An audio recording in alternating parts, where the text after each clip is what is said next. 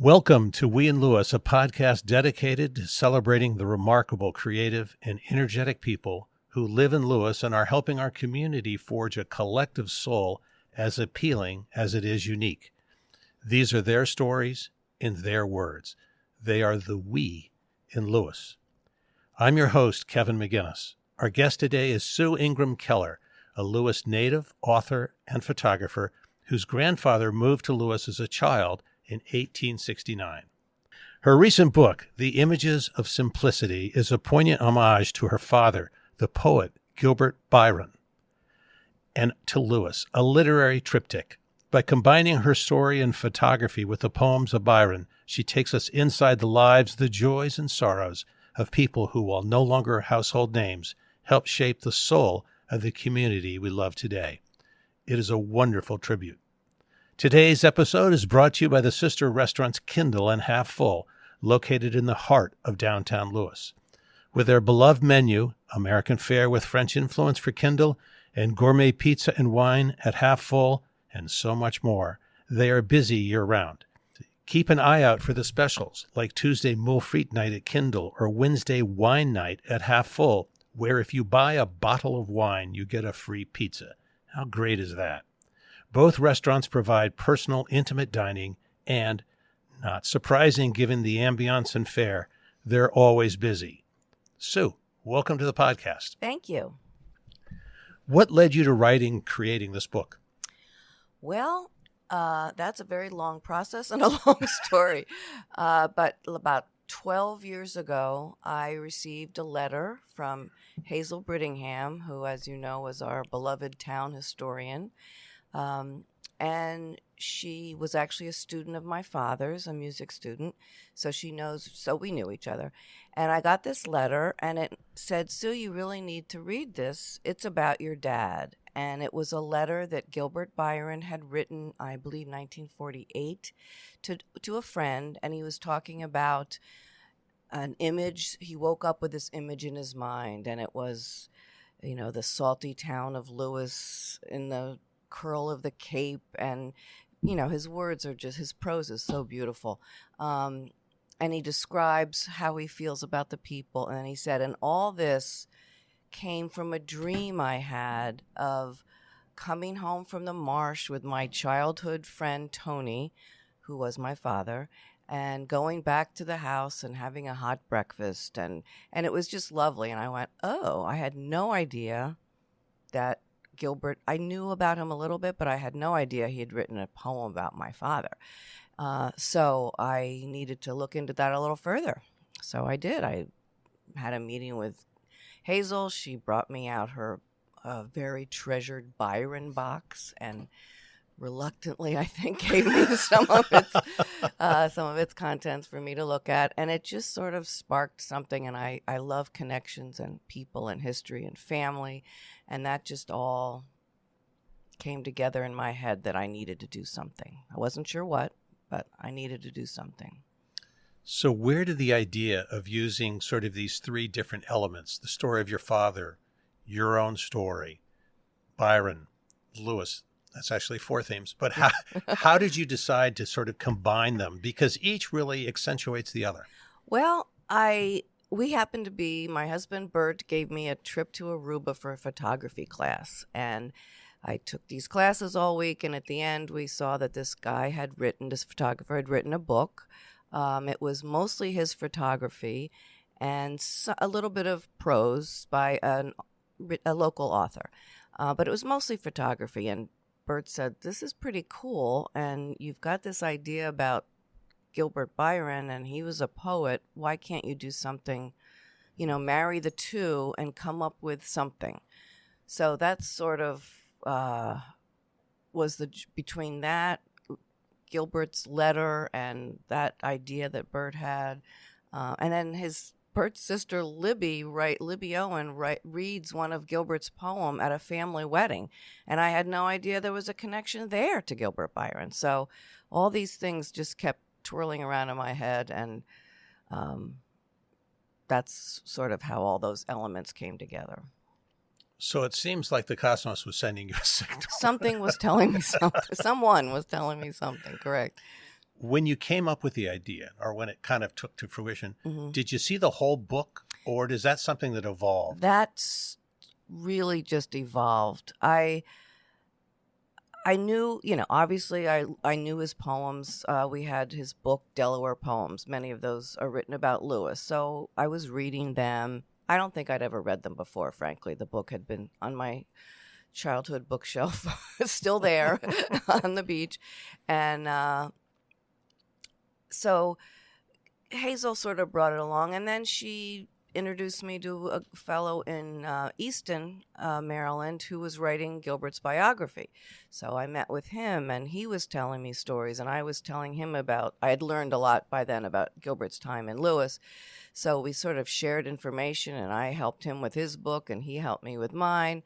And so then I just sort of started writing, and as I'm writing, I had this image, as Gilbert did, about the Cape curling around and protecting the town and protecting it from all the storms, and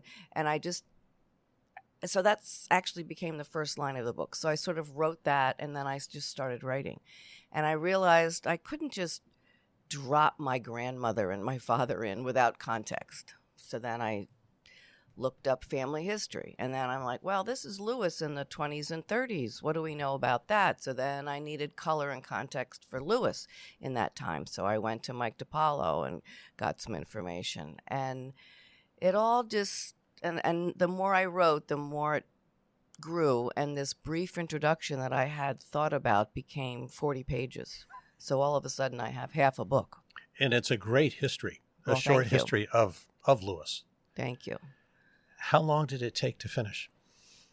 It's embarrassing to say. No, it took 15 years. 15 years. 14 years. I joke, and I know I've told you this before, but I've joked that I gave birth and raised 4 children, I think, in less time than it took me to write this book.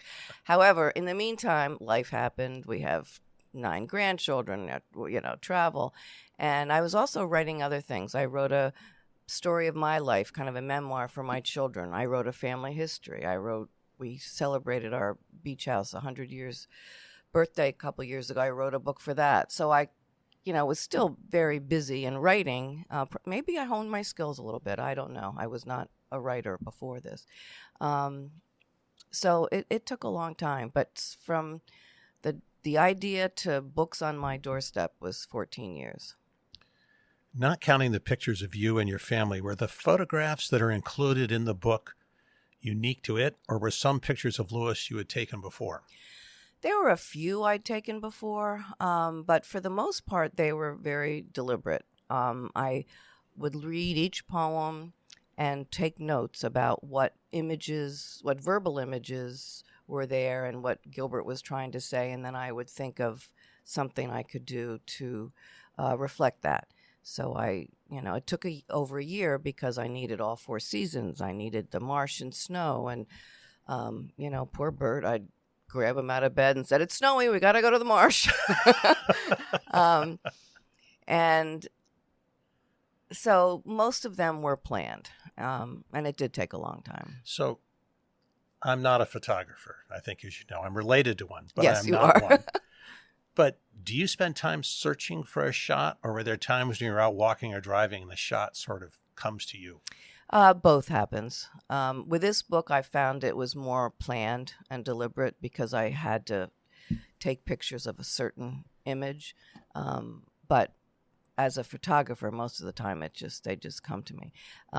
It drives my husband crazy because, how many times are we driving and I say, "Stop and pull over." And he said, "Haven't you taken that before? The light's different. Got to do it again." So he's learned to love that. And then serendipitously, one time the Historical Society, it was in 2013, was having a recreation of the War of 1812. And there's a poem about the bombing of Lewes. So I went and I have pictures of soldiers and guns and cannons that got put into the book. And that just happened. Tell us about your father, who plays such an important role in the book and obviously your life. Yeah. Well, he was he was larger than life. Everyone loved him. He had a great sense of humor. He was a big tease. Um, he loved Lewes. Lewes was God's country. We'd drive over. We lived in New Jersey in the winter, and we'd drive over the Memorial Bridge. The sun is shining. The birds are singing. It'd be the middle of the night, but that's what happened. And then we got below Duck Creek, and things were even better. So this was his place. And he left in 1942 because his teaching job, he was teaching here after college, teaching music at Lewes School, which is how he taught Hazel Brittingham. And he hated New Jersey, but he lived there for many years working. And soon as he could retire at age 60, his day of independence was July 4th, 1976. And he moved to Lewes and died 2 years later. It's a shame. But he was just a wonderful, he fished, he woodworked, he was always listening to music, but after he had to stop teaching music because he couldn't support our family, and I never saw him with music again other than as a listener. Really? And they taught me flute. But I think, kind of like Gilbert, when he had to give up Lewes, I think it kind of broke his heart a little bit because he was a pretty amazing musician. For those who grew up in the town in that era, mm-hmm. It was really much more of a village almost than a city. Yeah. A place where you knew everyone and everyone knew you. Yes, or you were related to many of them. Actually, some of that still exists. But it was a village. It was a big fishing port. It was the home of the river pilots. There was some small industry. My grandfather owned a lumber yard. As soon as the train came in the late 1800s, we had industry in it. Still farming a lot, but then we had a canning factory and a clam factory. And I mean, the clam factory was there when I was a child. But the kids, everybody went to church. They had the Easter egg roll down the Great Dune, a lot of traditions. Family. My father had a very large extended family on his father's side.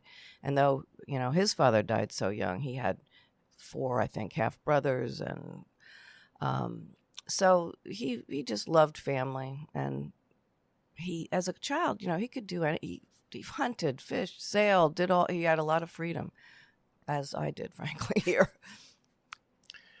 It's interesting. In the book, you mentioned your father loved music, boats, and building, mm-hmm. the changing tides. But the marsh always seems to come back. And mm-hmm. when you tell stories about Byron, the marsh plays a role. Yeah. For them, it seemed that the marsh was more symbolic in some ways of Lewes than the beach. I think it was. I mean, certainly my father growing up had a blast on the beach. They had rowboat races and, swim races. And, but he loved duck hunting. I think it's the solitude of the marsh, maybe. I know that's what drew Byron to it. It's actually my favorite place here. I love the beach. You can do a lot on the beach, but my favorite view is the marsh and the birds and the little guts and creeks, and to look at that, from a bit of a height and see the whole, I think it's beautiful. It seems that all of us know someone who lives in Lewes who seems not just comfortable, but adept at taking advantage of all that Lewes has to offer. Yes, as we just said, sand and ocean, but marsh, waterfowl, mollusks, and a scent that is 180 degrees different from an alpine forest. Mm-hmm. Was your dad one of these people? Yes. He was an ascetic. He loved beauty. He loved skies and sunsets and all that. But the marsh, when the marsh is very pungent, which I'm sure you've smelled, he would just say, take a deep breath and smell that marsh. It clears your sinuses. And it was just so...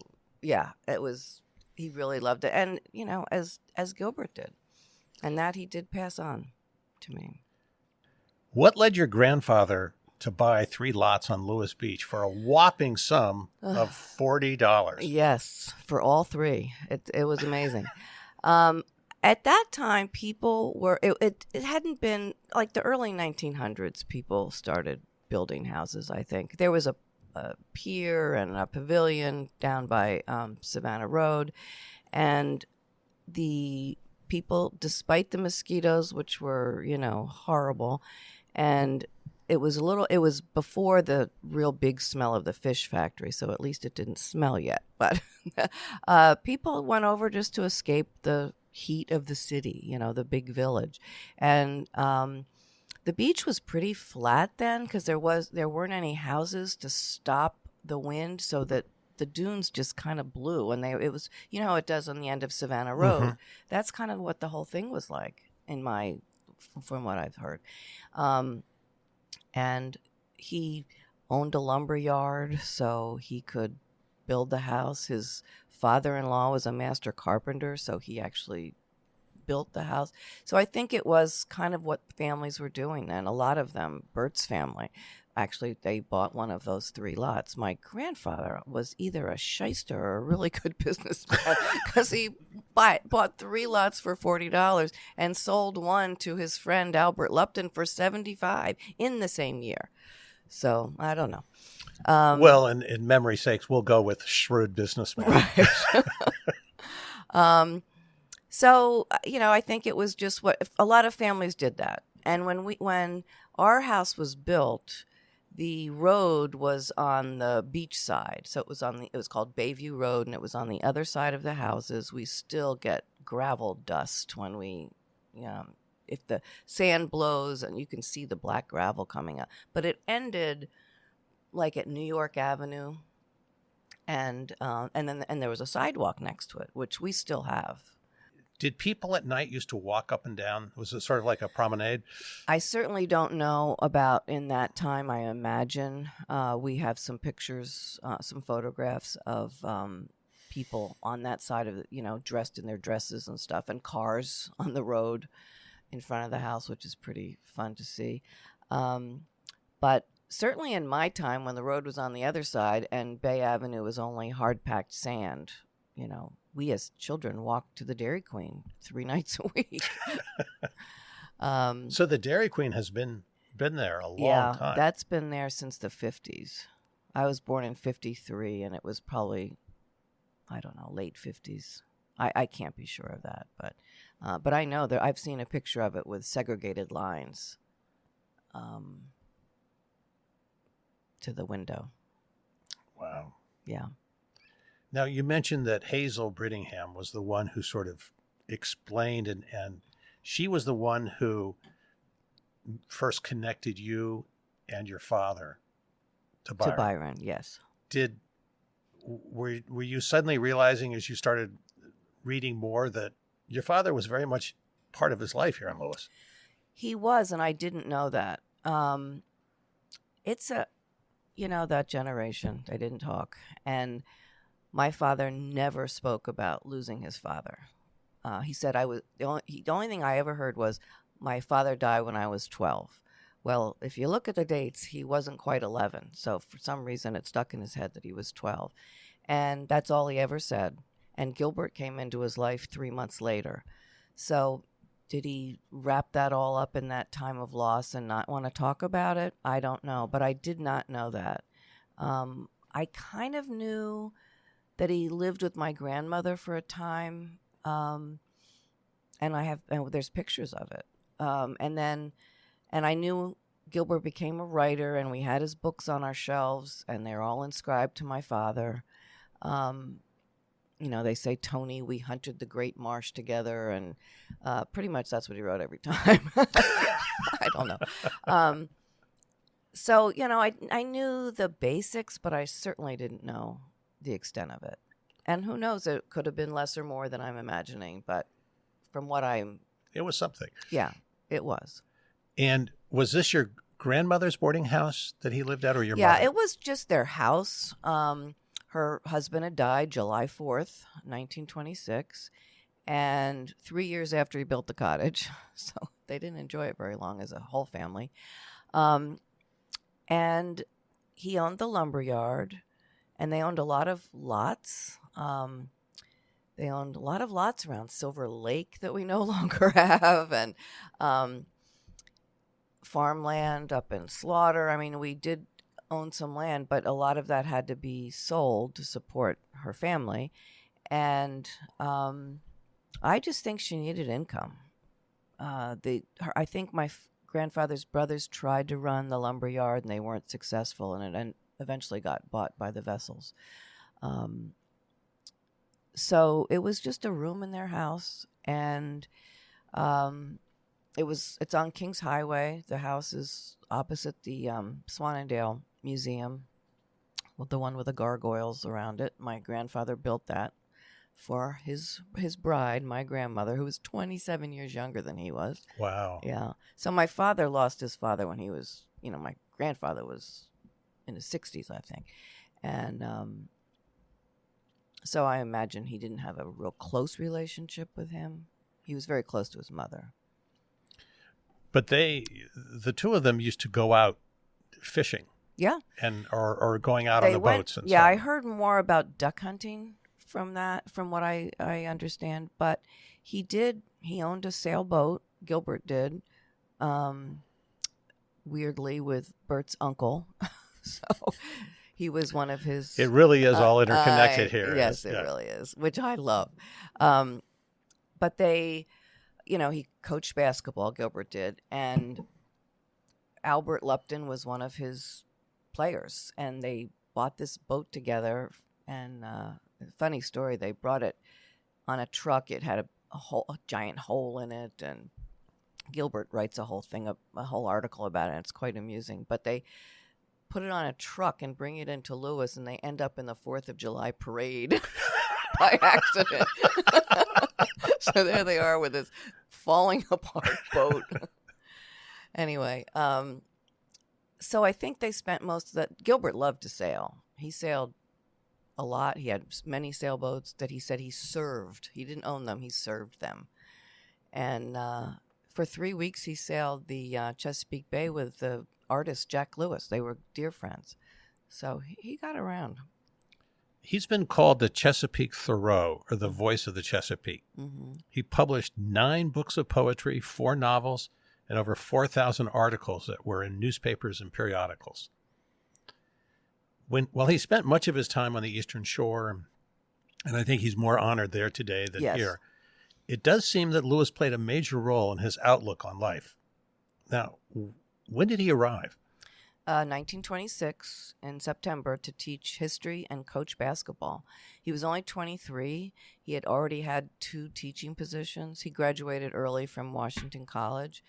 And he hitchhiked with a baker into Lewes who shared his buns with him. And he lived for a time with another teacher on 2nd Street and then somehow got to my grandmother's. I don't know how that happened. So 1926. It's just such a marvelously different time. Oh, where the teacher coming to teach at the high school hitchhikes in on the day before. Yes. I mean, it's sort of hard to imagine. There were no faculty meetings, none of that. No. Oh, they had a big board of ed, though. Yes, they did. Like this. He also writes about sports, and I take it like many coaches, some of the games are very much part of your memories. Yeah, he did write about that. You've seen pictures of him because you've seen the book, but he was this tiny little guy. I mean, his students towered over him. I don't know. He doesn't look like an athlete. But he taught. I think he coached football or something in Pennsylvania. He really and he played tennis all summer, the summer before he came to Lewes. He was more of a, he started the school newspaper. He was the mentor to people that were doing the newspaper. Bert's mother was the editor, of course. So I don't know much about his athletic life. I think he just loved students, and I think he loved to teach and guide and coach, whether it's athletics or poetry. He was a born teacher. How did his connection with Thoreau happen? He happened to walk into school and went to the office to borrow a pen, I think, and someone in the office said, the English teacher's sick, you have to go sit in on this class. And he didn't want to, but he did, and they were reading Thoreau, and he just was mesmerized and became smitten and learned all he could and read his books. And they had a light, and he had, I think they shared a birthday. He was very excited about that. But they both had the same affinities for nature and beauty and solitude. And when you say solitude, we're talking real solitude. Oh, yeah. Thoreau actually only lived in a cabin for 2 years, and, coincidentally, there's a PBS special on it last week started, and we learned that he wasn't really the hermit and recluse that I thought I thought he was. We all did, but they popped that bubble when we were watching this special. But so I think Gilbert actually took it a few steps further. Then he got married while he was here. He correct? did. Pretty soon, like by the end of the first year, he married Edna Bierman, and she was a first grade teacher. And they were married the whole time he was here, and then into their life in Dover. And I have a letter that my grandmother wrote to him that she didn't save, but he saved, and I got it from Jack Baker in Easton. And she says, please give my love to Edna. So they were all part of the community. It was a small community. They all, so I think Edna was well loved too. But he was also considered a very good teacher. He was Yes. well liked, and Yes. he fairly quickly became the principal of the school. Is He that did. right? Yeah. Yep. His story is also a story of a tragic misunderstanding. What happened? Well, he had to be recertified to teach in Delaware, so he went on to this conference. And Norm Thompson, who was a habitual presidential candidate for the Democratic Socialist Party, he heard him, and he really liked him, liked his ideas. Gilbert had such love and affinity for the common man and everyone being equal, and I guess Norm Thomas espoused those same views. So it touched him. So in 1932, he voted for him in the presidential election, and that late winter, early spring, he was teaching his students history, and he talked about your ability to split your ticket when you vote. And, he said, I voted for this person, but I also voted, not straight party lines. One was for president, one was for vice president. Right, Correct. exactly. Yes. And the students told their parents, the parents told the school board, and they were very concerned that Gilbert had socialist leanings. So they called him up before the school board, and Hazel Brittingham, being the school board secretary for 100 years, had all those notes. So some are quoted in the book. And they took away his principalship, but they didn't fire him. They said they don't think he's a real socialist. He just has socialist leanings. So they were going to give him another shot. And he stayed on through the rest of the year, stayed here all summer, and then the first day of school, he packed up and left, never showed up.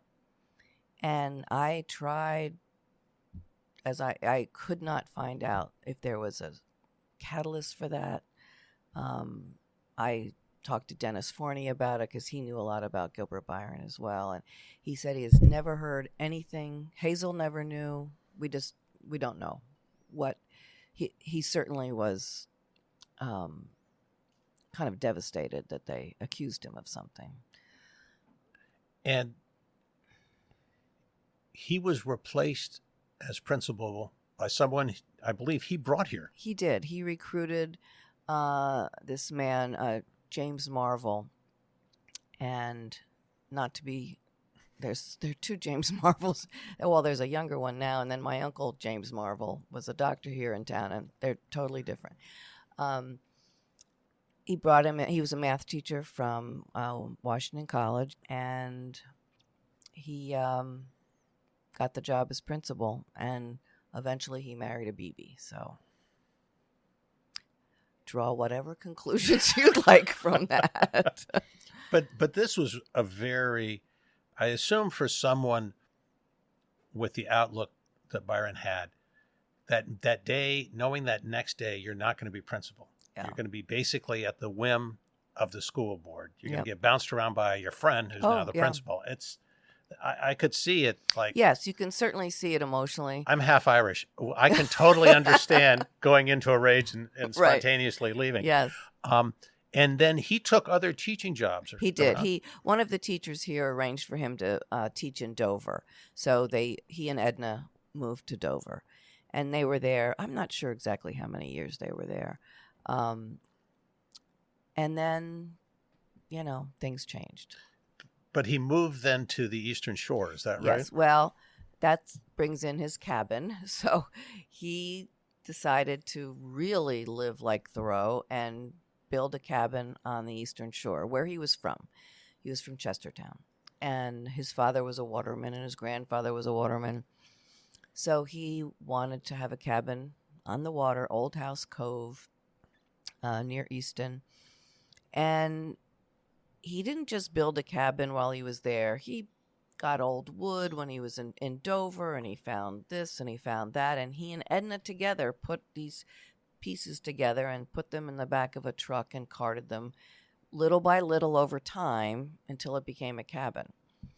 And the interesting parallel there is my father, a lot of his woodworking was boats, and he redid our house here, our cottage at the beach. He redid all the inside. He did all the new kitchen cabinets, a couch, tables. He built it all in New Jersey in our basement. And now it's at 1010 Bay Avenue. So it was the same. He built it elsewhere and reassembled it here. And Gilbert did the same thing with the cabin. And then he wanted to live there. It had no electricity, no running water.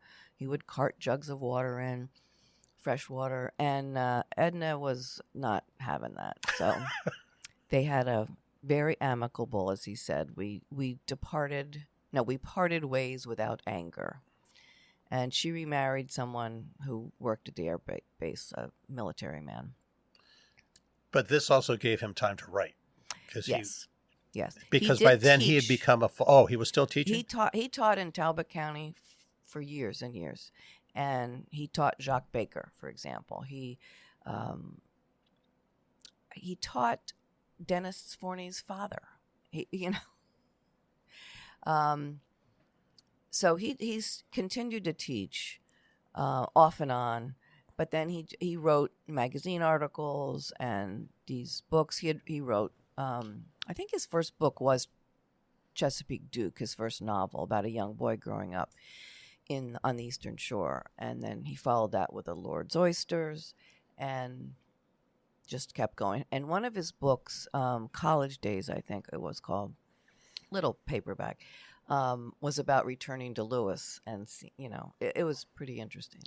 There's this repetitive pattern of sorrow that creeps in. Yeah. Like what happened to Gilbert, what happened to your father, what happened to you. Yeah. Where major people in their lives just, and I think that impacted. I don't know for my father how he felt. He never talked about it. I was not old enough or mature enough to ask those questions. Which is one reason I wrote this book. But I know when my own father died, I was 24. I had an 8-week-old baby. It was the worst thing that has ever happened to me still. And I remember it so well. But because he died when I was so young, he is still a hero that can do no wrong in my eyes. And I know he had faults. I've been told. But I didn't see them yet. I just worshipped him. And I don't know if he felt that way about his father. I think his father being so much older, probably not. But there's a definite theme that I didn't know when I started. And I didn't really, sometimes I write, and at the end I look back, I say, oh, that all, somehow in my mind, from here to here, some patterns emerge that I'm not even aware of until I finish. Sue, there's a story not in your book that you've shared with others. It involves an unexpected visit from a duck. Yes. What happened? Well, I had been divorced. This was in 99. I was divorced maybe 6 or 8 months. I'm in a house by myself. The kids are with their father. And I come down in the morning and I hear some weird noises coming from my family room. And I go in there and there's a duck flying around my living room. And there's duck poop everywhere and there's soot. He had come down the fireplace. And my father's decoys were on the fireplace. It was a raised hearth and they're sitting there and this duck comes. And your father was a big duck hunter. Yes. And we have his decoys and his my brother has his shotgun. But I was I grabbed a golf club, opened all the windows and got rid of the duck. And he flew and flew and flew and he didn't stop. I'm not doing that again. Somebody told me later it was probably a wood duck because they can go straight down like that. But it didn't occur to me that day. But later on, someone said, you know what just happened, don't you? And I said, no. And your father was visiting you. He was checking up on you to make sure you're okay. Because I'm going to cry. He loved his children and his family more than anything, even maybe more than Lewes, which is saying a lot. And, we had music together. I sat for hours on this man's lap learning about time signature and which instrument. Now, what's playing now, Sue? And can you tell what the time signature? I mean, with Wagner. And, we were very close. And it was, So I think he probably was checking up on me. When did you meet your husband? Oh, I was probably 6 months old the first time. I don't remember much of it. We grew up next door to each other on Lewes Beach. My father and Bert's mother went all through school together. My grandfather sold them the lot, so they were friends. And just as I spent summers here, so did Bert. And so, but he was 5 years older than I, so we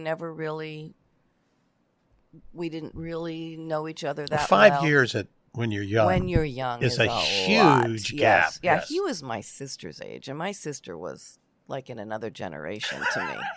So,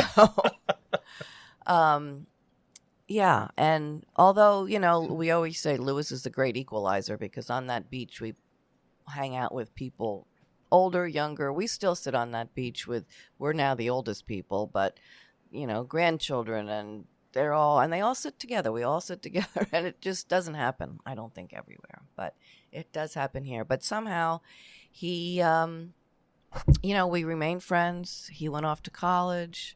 I was still a baby, I think. But we kept we saw each other in the summer. And he didn't come to Lewes in the summer so much once he hit high school. He had summer jobs and but and then he got married after college. I got married after college. We had families. The families grew up together. Our children were friends. So you're still seeing him? Oh, yeah. All the through time. this? Yeah. We'd go out to dinner as two couples and, his older daughter would babysit for my little ones. And, we had a friendship. I was friends with his wife. And then things changed. We became by ourselves in me 98 and she passed away, is that right? She passed away in 2005. And then a year later, we just sort of looked at each other a different way, I guess. And we've been together since then. And we got married on the beach in 2010. So. And it's a good story. For those who know Bert, he is just a wonderful man. He is. I told him more than once, you may be a better man than my dad, and that's saying a lot. You're the only one that's ever come close. Wow. Tell us about your teaming up with Jeff West, a good friend of ours and a guest on this podcast, to bring a little sanity into our lives during COVID. Well, I had been on it's the Lewes Historical Society has a Christmas house tour. They've had it for years and years. And I was on the committee for several years. I am required to say, it is a very important, wonderful tour. And if you're is. not going on it multiple times, you should be. Yes, you should be. But I had been on the committee for several years before Jeff came on, and he happened to come on just when COVID was starting. So we didn't have any idea. You plan this months in advance. We had no idea what it was going to be like in Lewes in December. So we proceeded as if we were going to be able to do it in person. And then at some point it became clear that we had to pivot.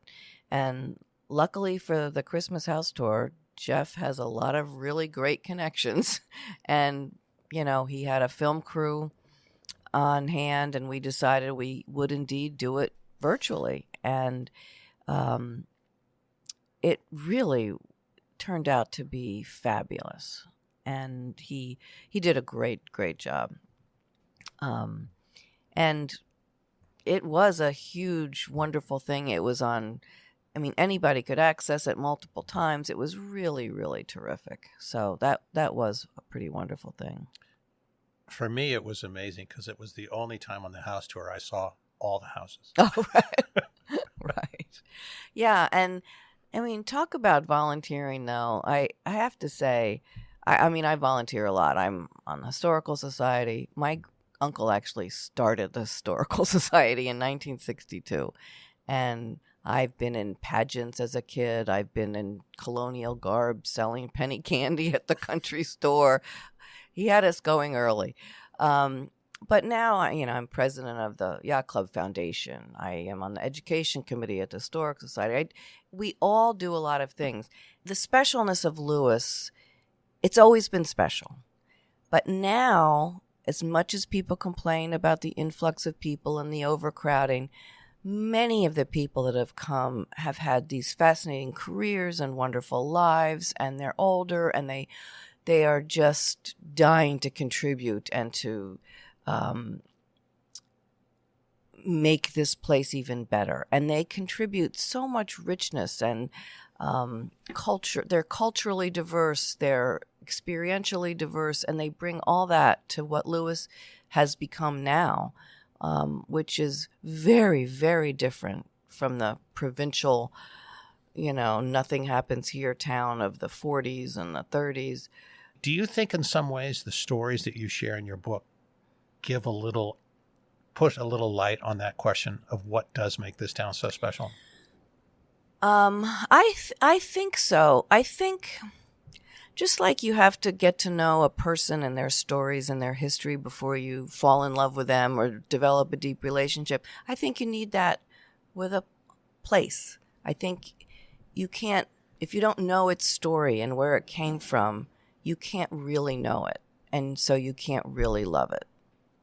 I feel stories and history to me are crucial. It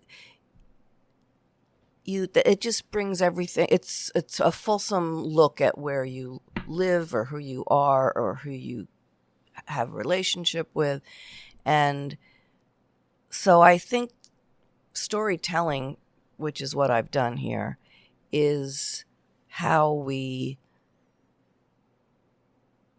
it's how you really can develop a closeness and a relationship with a place or a person.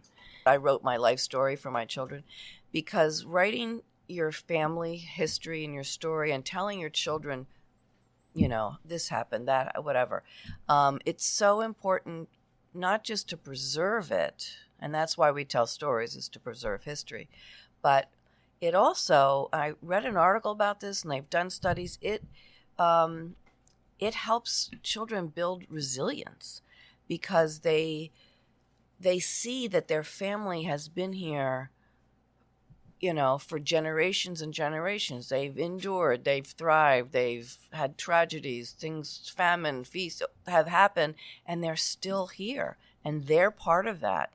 And then they feel confident that the same generations of family will go on when they're gone. And it's a comfort. It gives people a confidence, I think, to, as resilience does, to try things and fail maybe. But they did it in 1800. My great-grandfather did that. So I think it's a really important thing to help to tell your children. I often think, we always say Lewes was so great when we were growing up. It was such a simpler place, and we had this and we had that, and yes, we did. And then I hear my kids say the same thing, and I hear my grandchildren say the same thing. And it finally occurred to me that Lewes has been special throughout its whole history, and each time period you have a different Lewes and a different experience. But it doesn't make it any less special. So, we sort of, like our poor grandkids, they don't get to ride their bikes out to Nassau Market like we did. But you know what? They do different things, and it's just as special. Sue, thanks for joining us today. Oh, my pleasure. Images of Simplicity is anything but simple. It should be mandatory reading for anyone who loves our life here and wants to better understand some of the people whose stories help create the community we so enjoy today. Where can our listeners get a copy? It's on sale at Biblion and at Browseabouts in Rehoboth. Biblion in Lewes, Browseabouts in Rehoboth. I'm doing a book signing at Browseabouts May 16th. And you can also buy them from me. So... Again, thanks to today's sponsor, the sister restaurants Kindle and Half Full, where the food and drinks are perfect, the atmosphere is always welcoming, and getting a seat at the bar during happy hour is impossible, even if you record a podcast there. Thanks for joining us today, for your kind comments, and for giving us so much of your time. It's already been an amazing year for the podcast, and we're just getting started.